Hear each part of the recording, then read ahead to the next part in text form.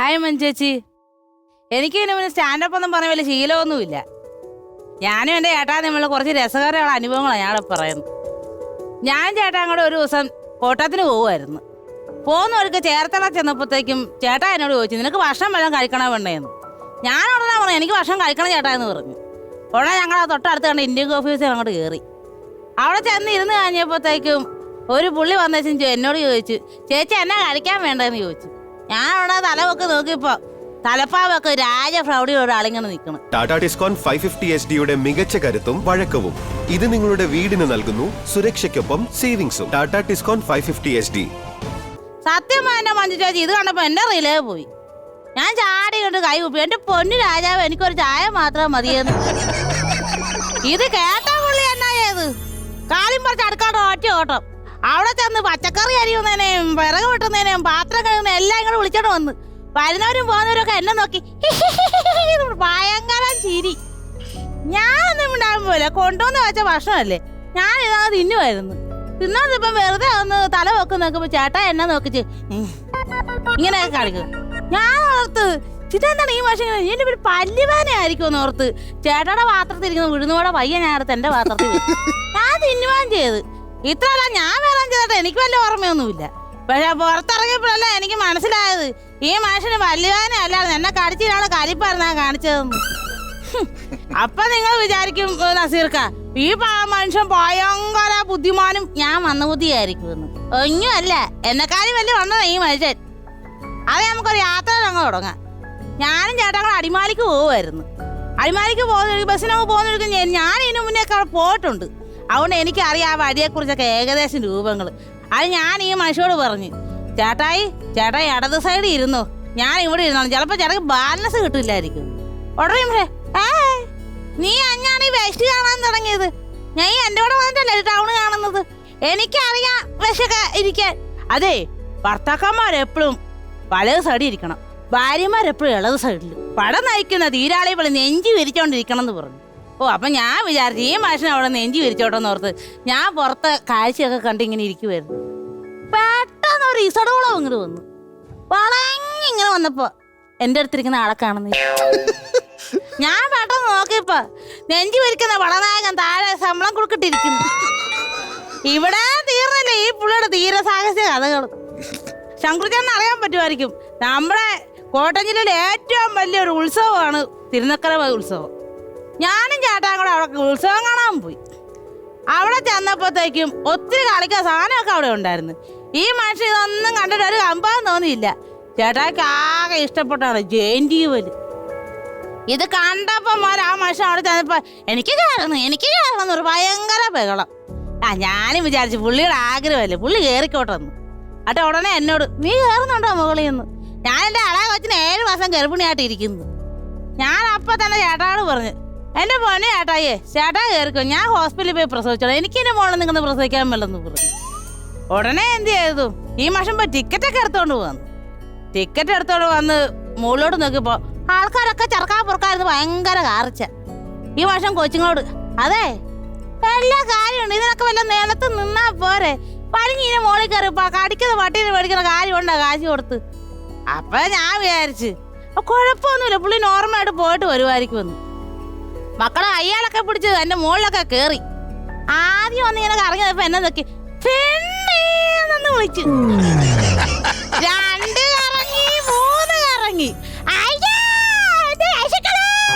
കാർച്ചല്ലാതെ ഒന്നും കേക്കാൻ പറ്റിയില്ല.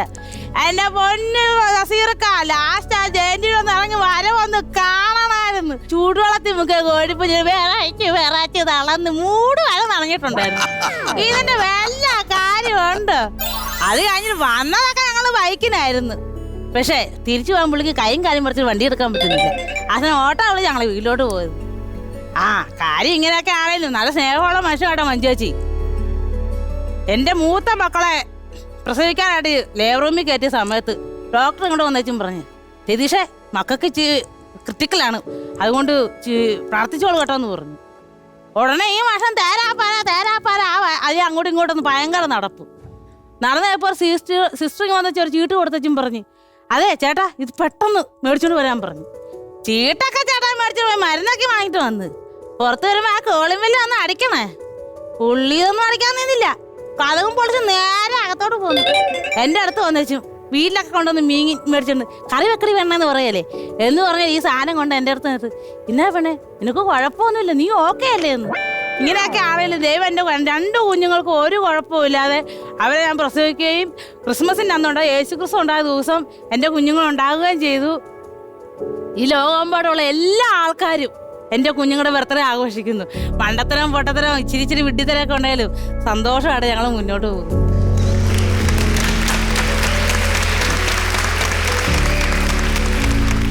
ശ്രുതിക്കുണ്ടല്ലോ, എന്തോ പറഞ്ഞു, ഇതൊരു തൊഴിലായിട്ട് എടുക്കാൻ പറ്റുന്ന ഒരു മേഖലയാ ഈ സംസാരം. നന്നായിട്ട് സംസാരിക്കുന്നുണ്ട്. നന്നായിട്ട് സംസാരിക്കുന്നവർക്ക് ഏറ്റവും നല്ലത് തീർച്ചയായിട്ടും സ്റ്റാൻഡപ്പ് തന്നെയാണ്. ഒരു 2-3 സ്റ്റേജ് കഴിയുമ്പോൾ ഇതെങ്ങനെ കൈകാര്യം ചെയ്യണമെന്ന് ഈസി ആയിട്ട് പഠിക്കാൻ പറ്റും ശ്രുതിക്ക്. ശ്രുതി അത്ര മനോഹരമായിട്ട് പെർഫോം ചെയ്തു. പക്ഷെ എനിക്ക് ഏറ്റവും ഇഷ്ടപ്പെട്ട ആദ്യത്തെ ചാറ്റ. ആദ്യം നമ്മളോട്ട് സംസാരിച്ചില്ലേ, ജീവിതകഥ പറഞ്ഞില്ലേ, ശരിക്കും അതൊരു സ്ക്രിപ്റ്റായിട്ട് ഇവിടെ കൊണ്ട് പറയായിരുന്നു. അത് പറയാതെ അത് മാത്രമായിട്ട് കൊണ്ട് ഇത് അടുത്ത പ്രാവശ്യത്തേക്ക് വെക്കായിരുന്നു. അതിൽ ഭയങ്കര ലൈവായിരുന്നു കാര്യങ്ങളെല്ലാം പറഞ്ഞത്. പക്ഷെ ഇതിൽ വന്നപ്പം കറക്റ്റ് സ്റ്റാൻഡപ്പിലേക്ക് വന്നപ്പോൾ അതിൻ്റെ അകത്ത് കുറച്ച് അഭിനയം കൂടെ കയറി. അതെ അതെ അതെ, ഇതിൽ അഭിനയം കുറച്ച് കയറി. പക്ഷെ മറ്റേന്ന് പറഞ്ഞാൽ റിയൽ ആയിട്ട് നിന്ന് പറയായിരുന്നു. അതാണ് നമുക്ക് ഇവിടെയും വേണ്ടത്. എന്തായാലും ഇത് കുഴപ്പമില്ലായിരുന്നു, കൊള്ളായിരുന്നു. മഞ്ജു പറഞ്ഞ പോലെ ഇതിലും ചിരിക്കാനായിട്ട് കൂടുതൽ, ഇതിൽ ചിരിക്കാനുണ്ട്. പക്ഷെ ഇതിലും കൂടുതൽ ചിരിക്കാനുള്ളത് ഇതിനു മുമ്പ് വന്ന ലൈഫ് സ്റ്റോറി ആയിരുന്നു. മറ്റുള്ളവരുടെ വേദന പറയുമ്പോഴും അതിനകത്ത് നമുക്കൊരു തമാശ ഉണ്ടാവുന്നുണ്ടെന്നുള്ളതാണ്. ഹിറ്റായ കുറേ സിനിമകൾ എടുത്തു നോക്കിയാൽ, നാടോടിക്കാറ്റാണെങ്കിലും അല്ലെങ്കിൽ എന്താണ് റാംജി റാവു സ്പീക്കിംഗ് ഒക്കെ ആണെങ്കിലും നമ്മൾ ഒരുപാട് ചിരിച്ച സിനിമകളാണ്. പക്ഷെ അതിൻ്റെ അകത്ത് എല്ലാം പറയുന്നത് അതിലെ നായകന്മാരുടെ ഭയങ്കരമായിട്ടുള്ള വിഷമങ്ങളും വേദനകളുമാണ്. അതേപോലെ ആയിരുന്നു നിങ്ങൾ. വിഷമമാണ് പലതും പറഞ്ഞെങ്കിലും അതിനകത്തൊക്കെ ഒരു ഭയങ്കര നർമ്മം കലർത്തി എന്നുള്ളതാണ്. വലിയൊരു ഫ്യൂച്ചർ, വലിയൊരു ഭാവി മുമ്പിലുണ്ട്. ഇത്രയൊക്കെ ആയ സ്ഥിതിക്ക് നമുക്ക് എല്ലാവർക്കും ഒരു ആഗ്രഹമുണ്ട്, ഇത്രയേറെ നിങ്ങളെ സപ്പോർട്ട് ചെയ്യുന്ന, ഇത്ര ശ്രുതിയാക്കി മാറ്റിയ സ്നേഹസമ്പന്നനായ ആ 5 അടി 8 ഇഞ്ചുകാരനെ ഞങ്ങൾക്കൊന്ന് കാണണം. പുറത്ത് ഒന്ന് വിളിച്ചാൽ മതി.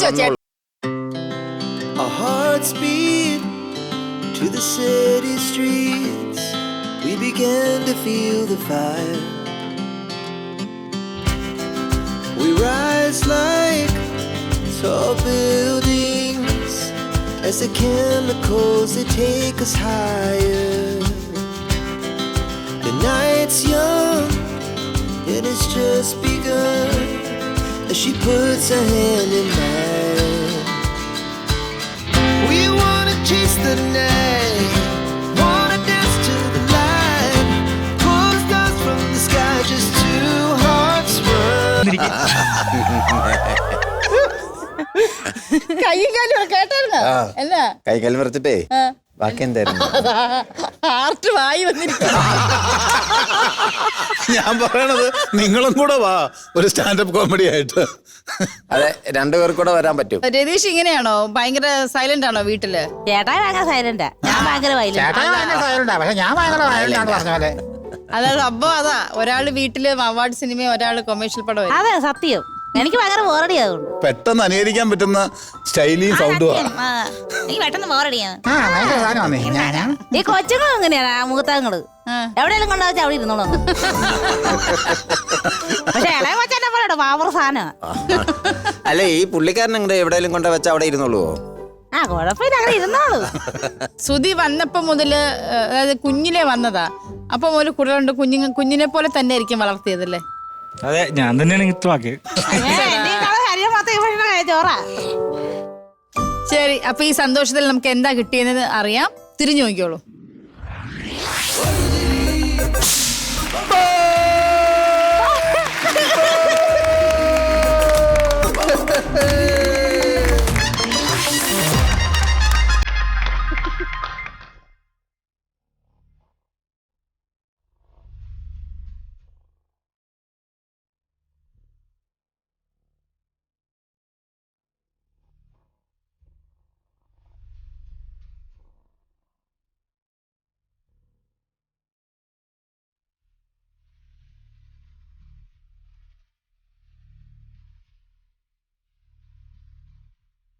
ഹാപ്പി ആയോ?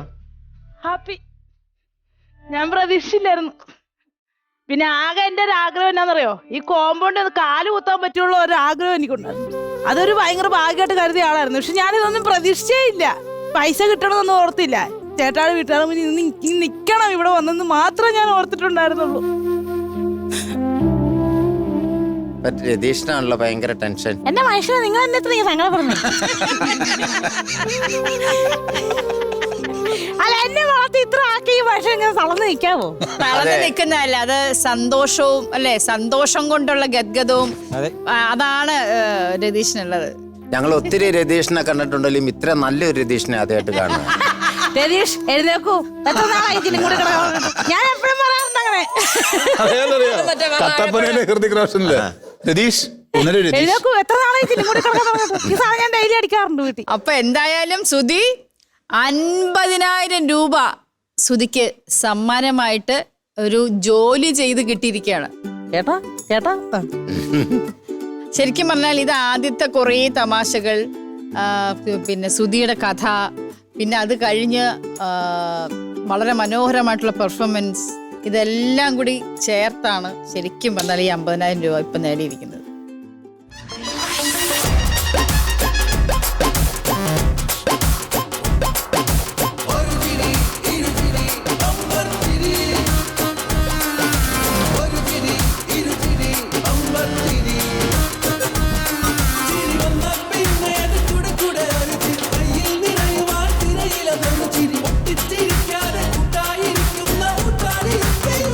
ബമ്പർ പ്രൈസായ 50,000 രൂപ സുധിയുടെ ആദ്യത്തെ പെർഫോമൻസിലൂടെ കിട്ടിയിരിക്കുകയാണ്.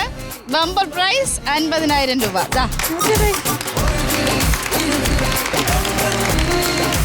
പിന്നെ Q7 തിന്നർ നൽകുന്ന ഒരു സ്നേഹ സമ്മാനം. എനിക്ക് ഭയങ്കര ആഗ്രഹം. നസീർക്ക് ഇപ്പൊ പുറത്തു വന്നായിരുന്നു, ഫോട്ടോ എടുക്കണമെന്ന് ഭയങ്കര ആഗ്രഹമായിരുന്നു. സാധാരണ കുത്തി വിളിക്കുന്ന ഫോണിൽ ഫോട്ടോ എടുക്കാൻ പറ്റത്തില്ലല്ലോ, അതുകൊണ്ട് ഫോട്ടോ എടുക്കാൻ പറ്റും. ഈ പൈസക്ക് നമുക്ക് മേടിക്കാലോ, അല്ലെങ്കിൽ അടുത്ത പൈസക്ക് മേടിക്കാലോ. നമുക്ക് പിന്നീട് എപ്പോഴേലും ഫോട്ടോ എടുക്കാമല്ലോ. ഇനിയും വരുമല്ലോ, അപ്പൊ മേടിക്കാം. അല്ല സോറി, അപ്പൊ എടുക്കാം. എടുക്കാം. ഓക്കെ, ശരി. ഓക്കെ രതീഷ്.